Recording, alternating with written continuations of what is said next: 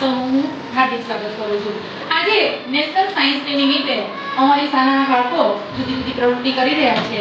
તો આજે ધોરણ 7 ની પ્રકાશ પાઠની પ્રવૃત્તિ કરવા જઈ રહ્યા છે। તો બાળકો દ્વારા આપણે આ પ્રવૃત્તિને સમજીએ। અમારી આ પ્રવૃત્તિનો હેતુ સમતલ અરીસામાં વસ્તુ અંતર અને પ્રતિબિંબ અંતર વચ્ચેનો સંબંધ મેળવવાનો છે। અમારી આ પ્રવૃત્તિમાં ત્રણ જ વસ્તુ છે: ચેસબોર્ડ, સમતલ અરીસો અને સાંકળ। સૌપ્રથમ અમે ચેસબોર્ડ લીધું છે, તેના મધ્યમાં એક જાળી લીધી કરી છે અને ત્યાં એક સમતલ અરીસો ગોઠવેલો છે। સૌપ્રથમ બીજા ભાગને ધર પર સાંકળ ગોઠવો અને તેનું પ્રતિબિંબ જોવો। તમને સાંકળ દેખાય છે? હા। તો ક્યાં દેખાય છે?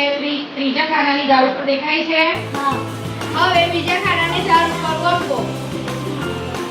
તમને આ જે સાંકળ છે બીજા ખાનાની ડાળ ઉપર દેખાય છે?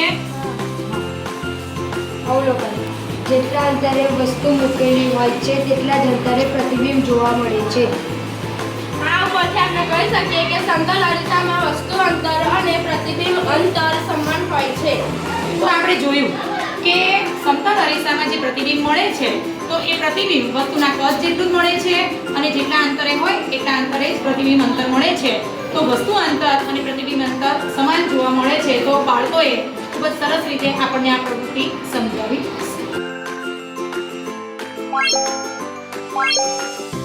છે।